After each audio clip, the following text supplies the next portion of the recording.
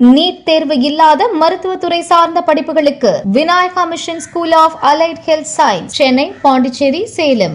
வணக்கம். செய்திச் சுருக்கம். அஜித்குமாரின் தாயார் மறைவு, முதல்வர் விஜய் இரங்கல். நடிகர் அஜித்குமாரின் தாயார் மோகினி மணி வயது மூப்பு காரணமாக இன்று காலமானார். அவருக்கு வயது 84. கடந்த சில நாட்களுக்கு முன்பு உடல் நலக்குறைவு ஏற்பட்ட நிலையில் சென்னை தனியார் மருத்துவமனையில் சிகிச்சைக்காக அனுமதிக்கப்பட்டிருந்தார். டாக்டர்கள் தீவிர சிகிச்சை அளித்தும் வயது மூப்பு காரணமாக இன்று காலை அவரது உயிர் பிரிந்தது. அஜித்தின் தாயாரின் இறுதிச் சடங்குகள் சென்னை பாலவாக்கத்தில் உள்ள அவரது வீட்டில் நடக்கிறது. நாளை பெசன்ட் நகர் மின் மயானத்தில் தகனம் செய்யப்படவுள்ளது.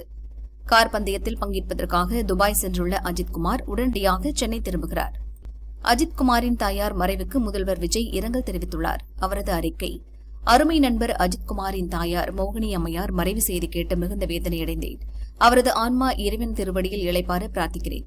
வாழ்வில் அனைத்து நிலைகளிலும் அரணாக இருந்து அரவணைத்த தாயாரை இழந்து வாடும் நண்பர் அஜித்குமாருக்கும் அவரது குடும்பத்தினருக்கும் எனது ஆழ்ந்த இரங்கலை தெரிவித்துக் கொள்கிறேன் என கூறியுள்ளார்.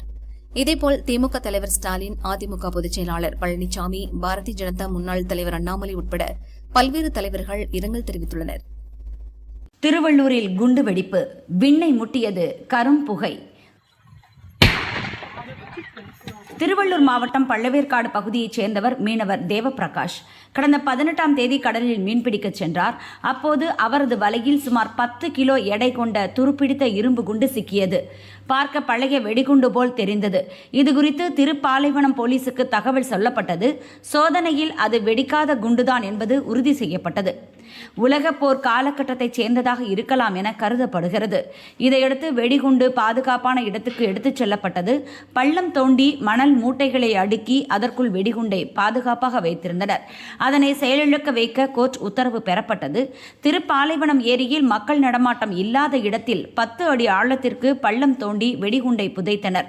அதன் மீது மணல் மூட்டைகளை அடுக்கி தூரத்திலிருந்து வெடிகுண்டை செயலிழக்க வைத்தனர். அப்போது பலத்த சத்தத்துடன் வெடிகுண்டு வெடித்து சிதறியது. வெடி விபத்து நடந்தது போல கரும்புகை கிளம்பியது. பொதுமக்கள் யாருக்கும் பாதிப்பு ஏற்படாத வகையில் பாதுகாப்பாக செயலிழக்க செய்யப்பட்டது. உங்களுக்காக கடவுள் காத்திருப்பாரா? விஐபி தரிசன முறைக்கு ஹைகோர்ட் சூடு. சென்னையைச் சேர்ந்த விஸ்வ இந்து பரிஷத் வட தமிழக தலைவர் சொக்கலிங்கம் என்பவர் ஹைகோர்ட்டில் பொதுநல வழக்கு தொடர்ந்தார். தமிழக கோவில்களில் சிறப்பு கட்டண தரிசன முறையை முற்றிலும் அகற்ற உத்தரவிட வேண்டும் என்று மனுவில் கூறியிருந்தார். இந்த மனுவை விசாரித்த நீதிபதிகள் சுவாமிநாதன், லட்சுமி நாராயணன் அடங்கிய அமர்வு அறநிலையத்துறை செயலர் அறிக்கை தாக்கல் செய்ய உத்தரவிட்டிருந்தது. இந்த வழக்கு மே 29ஆம் தேதி மீண்டும் விசாரணைக்கு வந்தது. அப்போது அறநிலையத்துறை செயலரின் அறிக்கை தாக்கல் செய்யப்பட்டது. தொடர்ந்து தமிழக அரசின் கூடுதல் அட்வொகேட் ஜெனரல் பாலசுப்ரமணியம் கோர்ட்டில் வாதாடினார். மதுரை திருப்பரங்குன்றம் சுப்பிரமணிய சாமி கோயில் நடை வழக்கமாக மதியம் 1 மணிக்கு தான் அடைக்கப்படும். மே 15ஆம் தேதி நடை அடைக்கும் முன்பே கோயிலுக்குள் மதியம் 12:51 மணிக்கு அமைச்சர் நிர்மல்குமார் நுழைந்து விட்டார். மூலவர் சந்நிதியில் மதியம் 12:59 மணிக்கு தரிசனம் முடித்துவிட்டு 1:06 மணிக்கு வெளியே வந்துவிட்டார். நிகழ்வுகள் அனைத்தும் கண்காணிப்பு கேமராவில் பதிவாகி உள்ளன. அமைச்சரால் மற்ற பக்தர்களுக்கு எந்த இடையூறும் ஏற்படவில்லை என அவர் கூறினார். இதை ஏற்ற நீதிபதிகள் கூறியதாவது: இந்த விவகாரத்தில் யாரையும் தர்ம சங்கடத்துக்கு உள்ளாக்க விரும்பவில்லை. அதே நேரம் எந்தவொரு அமைச்சரும் தன்னை சட்டத்திற்கு அப்பாற்பட்டவராக கருதினால் அதை நீதிமன்றம் வேடிக்கை பார்த்து கொண்டிருக்காது. அமைச்சர்கள் தாங்கள் சட்டத்திற்கு அப்பாற்பட்டவர்கள் என்றும் தெய்வங்கள் தங்களுக்காக காத்திருக்கும் என்றும் கருதக்கூடாது. வசூலிக்கப்படும் தொகை அடிப்படையில் பாகுபாடு காட்டுவதும் ஒருவர் இத்தகைய முறையில் கோயிலுக்குள் நுழைவதும் எவ்வாறு நியாயமாகும்? இது பக்தர்களுக்கு எதிரான வெளிப்படையான பாகுபாடு. சமீபத்தில் திருச்செந்தூர் கோயிலில் இதுபோன்ற தரிசன நடைமுறையில் 25 லட்சம் ரூபாய் மதிப்பிலான ஊழலும் கண்டறியப்பட்டது. கடவுள் முன் அனைவரும் சமம் எனும்போது விஐபி தரிசனம் ஏன்? அது தேவையா?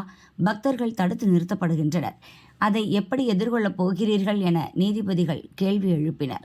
இதற்கு பதிலளித்த கூடுதல் அட்வொகேட் ஜெனரல் பாலசுப்ரமணியம், சாமி தரிசனத்துக்கு கட்டணம் கட்டாயம் இல்லை. கூட்ட நெரிசலை சமாளிக்க கட்டணம் வசூலிக்கப்படுகிறது. அந்த தொகை கோயிலுக்கு முக்கிய வருவாயாக உள்ளது. மனுவுக்கு பதிலளிக்க அவகாசம் வேண்டும் என்றார். அப்போது குறுக்கிட்ட நீதிபதிகள் கூறியதாவது: யாருக்கும் சலுகை காட்டாதீர்கள், அல்லது குறிப்பிட்ட நேரத்தை மட்டும் முக்கிய பிரமுகர்களுக்கான தரிசனத்துக்காக அனுமதி என செய்யலாம்.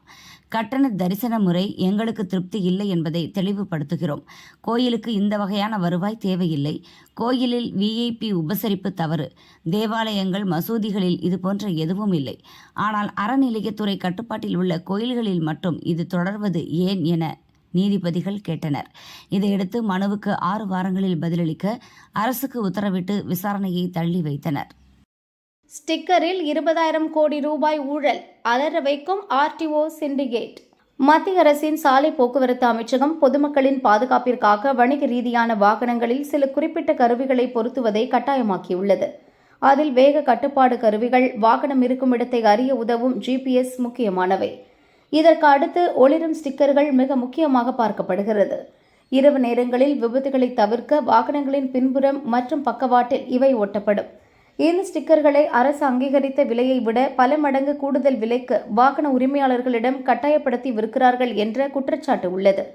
ஒவ்வொரு மாவட்டத்திலும் உள்ள வட்டார போக்குவரத்து அலுவலகங்களை மையமாக கொண்டு ஒரு ரகசிய கூட்டமைப்பு செயல்படுவதாக டீலர்கள் சங்கம் குற்றம் சாட்டுகிறது.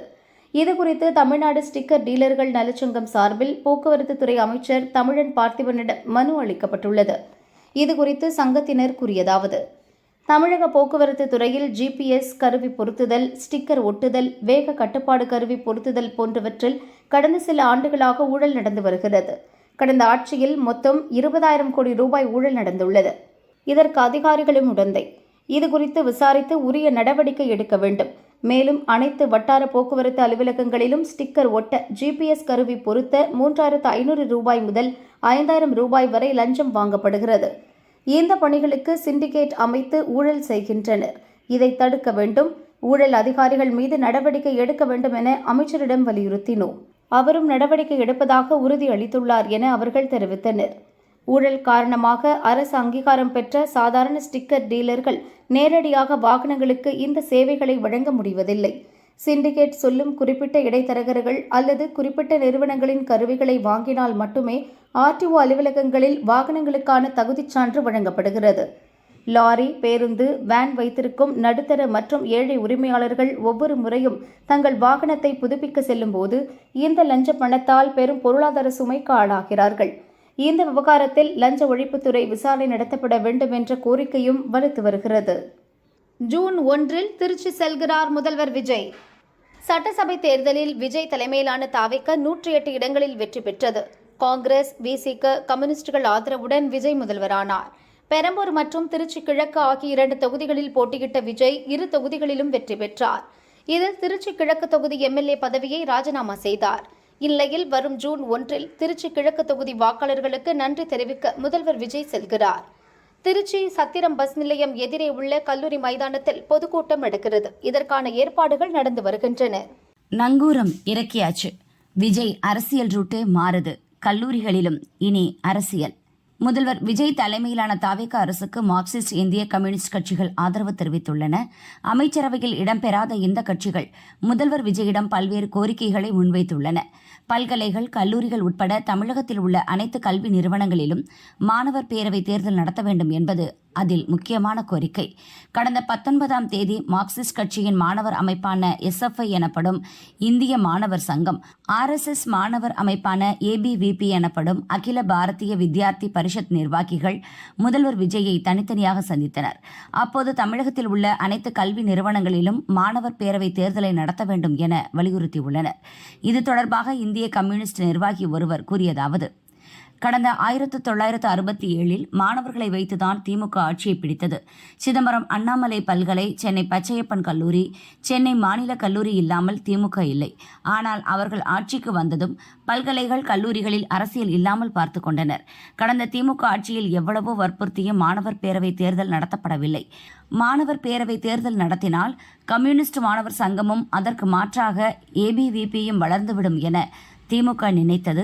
59 ஆண்டுகளுக்கு பின் மாணவர்கள், இளைஞர்கள் ஆதரவுடன் விஜய் ஆட்சியை பிடித்துள்ளார். மாணவர்களுக்கு அரசியல் புரிதல் இருந்தால்தான் அரசியலுக்கு இளைஞர்கள் வருவர்.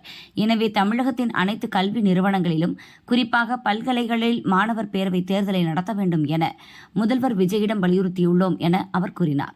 மாணவர் பேரவை தேர்தல் நடத்தினால் கல்லூரிக்குள்ளும் அரசியலை நுழைத்து தாவேகாவை வலுப்படுத்த முடியும் என முதல்வர் விஜய் நினைக்கிறார். அதனால் SFI மற்றும் ABVP கோரிக்கை விரைவில் நிறைவேறும் என்றும் தாவேகாவினர் தெரிவிக்கின்றனர். தங்கம் விலை 2 நாளில் ரூபாய் 1040 அதிகரிப்பு. சர்வதேச நிலவரங்களால் தங்கம் வெள்ளி விலை ஏற்ற இறக்கம் கண்டு வருகிறது. நேற்று தங்கம் விலை கிராமுக்கு 100 ரூபாய் உயர்ந்து 14,600 ரூபாய்க்கு விற்பனையானது. சவரனுக்கு 800 ரூபாய் அதிகரித்து 1,16,800 ரூபாய்க்கு விற்கப்பட்டது. வெள்ளி கிராமுக்கு 5 ரூபாய் உயர்ந்து 290 ரூபாய்க்கு விற்பனையானது. இந்நிலையில் இன்று 22 கேரட் ஆபரண தங்கத்தின் விலை சவரனுக்கு 240 ரூபாய் அதிகரித்து 1,17,040 ரூபாய்க்கு விற்கப்படுகிறது. கிராமுக்கு 30 ரூபாய் அதிகரித்து 14,630 ரூபாய்க்கு விற்பனையாகிறது. கடந்த 2 நாட்களில் தங்கம் விலை சவரனுக்கு 1,040 ரூபாய் அதிகரித்துள்ளது.